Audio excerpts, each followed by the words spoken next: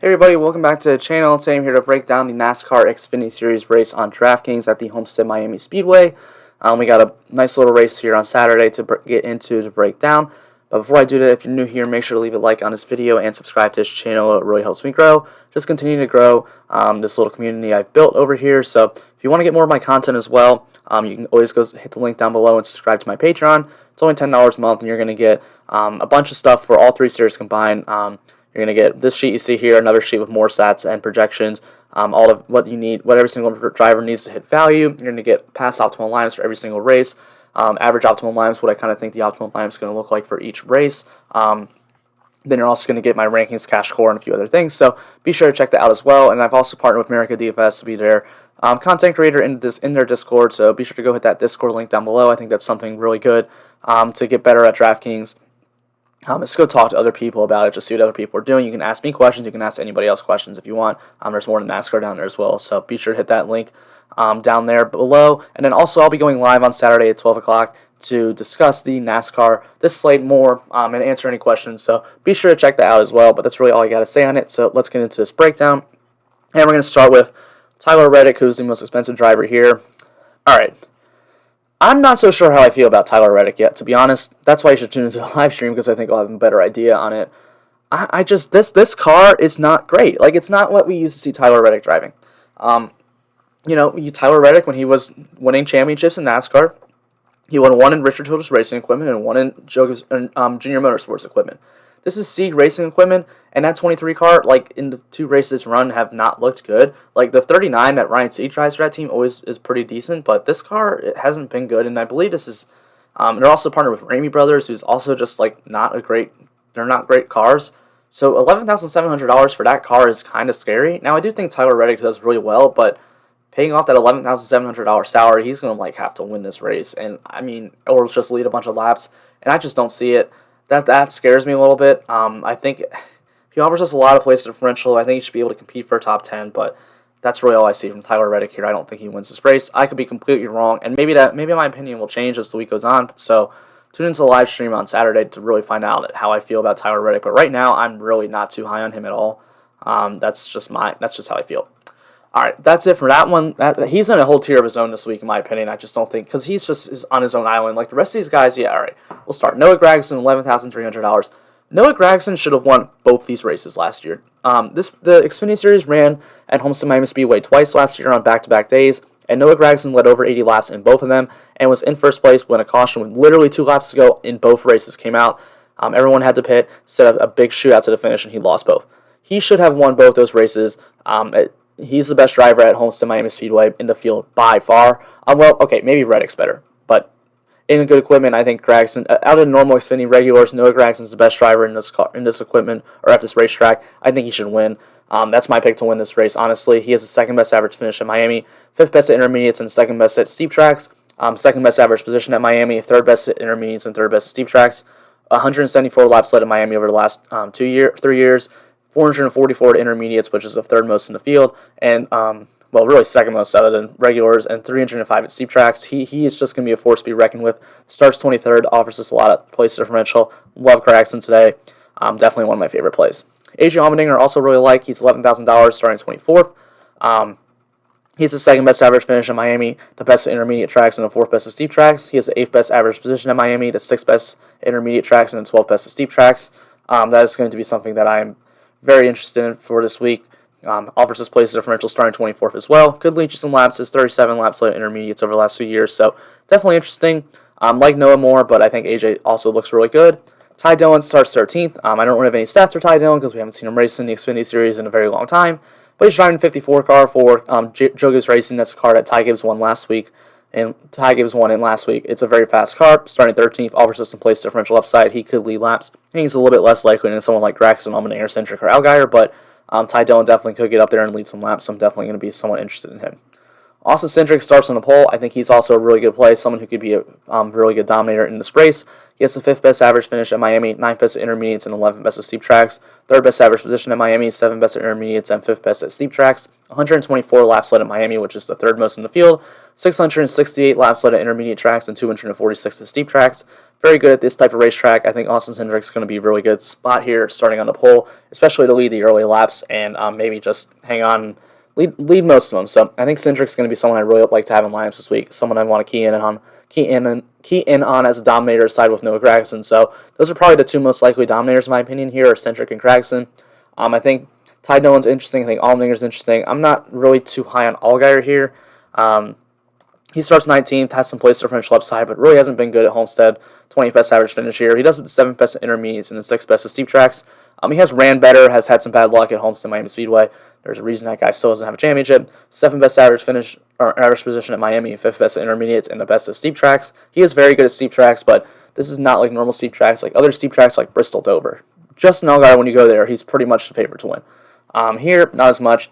No laps led at Miami over the last few years. 324 intermediates is good, but not great, especially for the amount of races he's run compared to how many everyone else has run. And 900 at steep tracks. So I think Allgaier is interesting, but I think I'd probably just lean to go other places, especially at his price tag.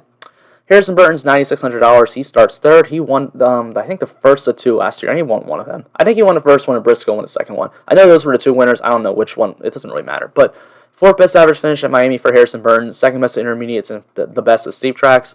4th best average position at Miami, 2nd best at intermediates, and 4th at steep tracks. Only has 2 laps led at Miami, but those were the 2 last laps of his race last year that he won. 106 laps led at intermediates and 83rd at steep tracks. Not been a huge lap leader, but I kind of expect Harrison Burton to take another leap this year. Last year he was just really consistent, had really good finishes, but was never kind of someone leading laps. I expect that to change a lot this year. I think he's someone interesting. I think he could compete for a win again. Should at least be able to hang around the top 5, and I think that's worth taking a shot if maybe in that top 5 he's leading laps. So Harrison Burton's someone I'm going to be interested in, as I am Brandon Jones as well. 6th best average finish in Miami, only the 12th best at intermediates and 7th best at steep tracks. 6th best average position at Miami, 8th best at intermediates and 7th at steep tracks. Only has 6 laps led at Miami, which is not great, but 186 laps led at intermediates and 178 at steep tracks. He is a very good driver at these tracks. Not very good, a pretty solid driver at these tracks, but another driver I'm kind of looking to take a step up and lead some laps this year. So I think Brandon Jones could be interesting at $9,300 starting 4th. I think him and Burton are definitely less likely lap leaders to guys like Cindric, Gragson, Allmendinger, but they definitely could. And those are guys I'm going to be slightly interested in. Daniel Hemrick also falls into this range, starting 2nd, $9,100. Only the 17th best average finish at Miami, but the 4th best at intermediates, 13th at steep tracks. But he does have the 4th best average position at Miami and the 4th best average position at intermediate tracks and 10th at steep tracks.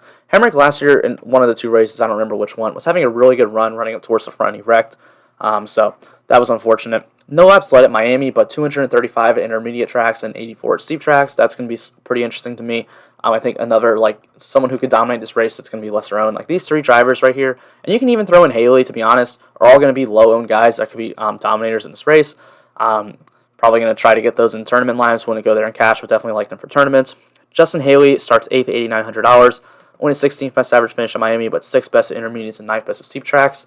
12th best average position at Miami, 9th at intermediate, and 8th at steep tracks. Only 28 laps led at intermediate tracks, so an 8 at steep tracks. Haley's someone I like, obviously, at super speedways and road courses, but I also like him at short tracks. I'm probably not going to go here as much. I like Burton, Jones, Hemrick a lot more, but Haley is also someone you could fall into as a very low-owned dominator with the possibility. I don't think it's as likely, but it's definitely possible. I would definitely like Burton, Jones, Hemrick more, though. Riley Herbst starts 29th. He's $8,700. I like Herbst here. As a good place differential play. He has the 8th best average finish at Miami, 13th at intermediates, and 8th at steep tracks. We look at average position, he has the 10th best at Miami, 11th at intermediates, and 9th at steep tracks. He isn't going to lead you any laps. We know that's going to happen. Riley Herbst isn't leading any laps, but definitely a good play as a place differential guy that I'm definitely interested in. Driving at 98 card at Briscoe drove a year ago, so he's in good equipment. So Riley Herbst is definitely someone I like. Michael Annette's $8,500. He starts 18th. He has 9th best average finish at Miami, 8th best at intermediates, and 12th best at steep tracks. 9th best average position at Miami, 10th at intermediates, and 13th at steep tracks. He's not going to really lead you any laps. He does have 63 intermediates over the last 2 years, but Annette should definitely be able to contend for a top 5, as he pretty much always is. Looks like a pretty solid mid-range play here, and I'm going to be pretty interested in. Myatt Snyder starts 10th. I think that's too high for me to really be interested to go there. 9th best average finish at Miami, 20th at intermediates, and 16th at steep tracks. Not going to lead you any laps. I think Mike Snyder just starts too high. Same thing with Jeff Burton, starting too high as well. I don't think these guys are likely lap leaders, so I'm not going to be too interested there. Ryan Sieg starts 22nd at $8,000. So I'm really interested here. Like this, I mean, I cannot see this Ryan Sieg racing, but maybe I see it's hard because like usually these two Sieg Racing cars, Sieg Racing's had two cars the last 2 years, and one of them's really good and one of them's really bad. And usually Ryan Sieg's gotten a good car, but what do they do this week? Do they give Reddick the really good equipment this week, or do they give Ryan Sieg? Like, because Ryan Sieg's their full-time Xfinity Series driver, technically going for a championship, but they never win. Tyler Reddick, they give him really good equipment. He could win this race, and it just depends on what they want to do here. I'm really interested to see here. But Ryan Sieg is interesting, starting 22nd. He's $8,000. Not a great average finish in Miami, but he does have good average finishes at the intermediate tracks and steep tracks. 10th best at intermediates, 10th at steep tracks, 13th best average position at intermediates, and 11th best at steep tracks. So that is interesting for Sieg here. But still, I mean, it's a tournament play only, not going to go there for cash. I just don't know how I really feel. We'll see depending on how I feel about Reddick's probably going to depend how I feel about Ryan Sieg this week. So we'll see where we go with that. Josh Berry, $7,800, starting 20th. He's in that number 8 car for Junior Motorsports. I'm not going to really be too interested in this. Doesn't start far enough back for me to really want to get there. I mean, I still don't really know what Josh Berry is. I don't think any of us know if he's actually good or not. So I'm just going to wait on that one. Probably not going to play him. Brett Moffitt starts 6th at $7,700. He just starts too high for me. Didn't run well here last year, but even at the intermediate and steep tracks, start is not great. 16th best average finish at intermediates and 23rd at steep tracks is not great. So Brett Moffitt not going to be all that interested in. I'm not paying $7,500 for Jeffrey Earnhardt. I'm just not. He's just not good. That car's not that good. I mean, he doesn't even have good odds. So it's just too expensive here. Santino Ferrucci, I honestly know nothing about this guy, but he's in the Sam Hunt Racing number 26 car. That's pretty good equipment, starting 21st, so you can just hang around that top 20. That should be a good value there. I do like that. Alex LeBay starts 25th at $7,200. I do think he's interesting as well. 22nd across the board at Miami Intermediate and Steep Tracks, so pretty consistent. He can compete for a top 10 and good enough equipment to do it. So or not top 10, top 15. He has good enough equipment to do that. So Alex LeBay, I'm definitely going to be kind of interested in. Jeremy Clements, $7,000, starts too high for me, starting 9th. I don't want any of that. Ryan Vargas, I do like those, starting 35th.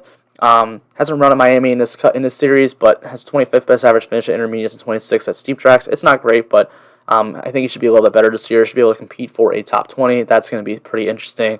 So Ryan Vargas definitely going to be someone that I like as a good tournament play. Maybe not going to go there in cash. I think this guy's cheaper. I'd rather just pay for in cash, but Vargas in tournaments I'm going to be interested in. Josh Williams starts 15th. That's too high. Brandon Brown starts 7th. That's too high. Jade Buford starting 31st. Again, we just don't really know what he is and what this team is. This is a new team in the Xfinity Series. He starts 31st. The jury's still out on what he is. I don't really want to play him in cash. In tournaments, I think he's fine because he starts far back. It offers us a lot of place differential, but the unknown worries me for cash games, so I don't want to go there. Greg Gallings starts 26th at $6,200. I think Greg Gallings is an interesting play here that no one is going to play. I think everyone's going to go down to some of the other guys starting farther back, but I do think Greg Gallings is interesting. I don't think this car's that bad. He has sponsorship on it, so this Jimmy Means car is not bad. I think it's interesting play. He offers us some place differential. He can get you a top 20, compete for a top 15, so I do like that. Landon Castle starts too high, starting 11th. Tommy Joe Martin starting 27th is interesting, I guess, but still for the most part not going to be all that interested, especially when I can just pay for J.J. Yeley. This is the guy I love here. This is the guy I've been waiting to get to. In the cheap range, value range, this is the guy to go to. J.J. Yeley is my favorite play by far here. He has 9th best average finish in Miami in the same car that he's racing, the Rick Ware Racing /SS Greenlight Racing, whatever. It's owned by Rick Ware. It's the same thing. I think he's into 17 this week. I think last year he was in the 07, whatever. Same team. Whenever J.J. Yeley gets in this car, he does very well. He is a very good driver compared to all the other drivers they get in this car. I've always said that he should probably be in a little bit better ride, but he's not. He never is going to be. But whenever he gets into one of these halfway decent cars in the Xfinity Series, he runs well. I expect him to be at the very least competing for a top 20, maybe even get a top 20, and then maybe competing for a top 10. Maybe that's his ceiling. I love him this week. This is definitely something I want to get to. Don't be scared because it's J.J. Yeley. He's always run well in this car. And last year when he was in the Rick Ware Racing cars, he had the 18th best average finish at intermediates and the 15th best at steep tracks, 9th best at Homestead-Miami Speedway. So definitely something I'm going to really like here. Bailey Curry's interesting as well, $5,600, although I do prefer J.J. Yeley. He starts 34th. He can get you to compete for a top 25. That's going to give you some place differential. I don't think he has a ceiling that Yeley does, but he does have a nice floor as well. Timmy Hill, I don't want that. I don't really want Fincham either. Dexter Bean starting 32nd, $5,200 for the DGM Racing number 90. if you want to go there, I think that's okay, but still would probably prefer some other guys. Stephen Parsons is too cheap, racing for BG McLeod Motorsports, starting 30th. He should be able to compete for a top 20 here. Definitely get you a top 25 and compete for a top 20. He's way too cheap at $5,100, so I'm interested there. David Starr starts 40th. I don't want to get there. Again, we got to look for sponsorship, but I mean, even last week they had sponsorship, and I think Starr starting parked, and whoever was in the, I think it was Light, was in the 61, ran around but didn't do anything. So probably not going to be too interested in these MBM racing cars / Atori cars. So yeah, not too interested in David Starr. Colby Howard starts 28th. He has the 14th best average finish in Miami, which isn't bad. He's kind of sneaky here, but I don't think the ceiling is as high as some of these other guys like Yaley, Bailey Curry, so Dexter Bean even. Starting 28th, he's interesting, but I probably still don't want to go there. And then Jesse Little, Kyle Weatherman, Joe Graff, and Matt Mills all start way too high for me to really be interested. So that's really all I got to say here. If you're playing cash, I love Yaley, love Gregson. Those are going to be the two I start every single lineup with, and honestly, both cash and tournaments. They're my two favorite plays. Thank you guys so much for checking this out. Hope you guys got a lot of good content out of it. But go make sure to check out the Cup Series video. Should already be posted. And have a great rest of your weekend. Let's make some money this weekend.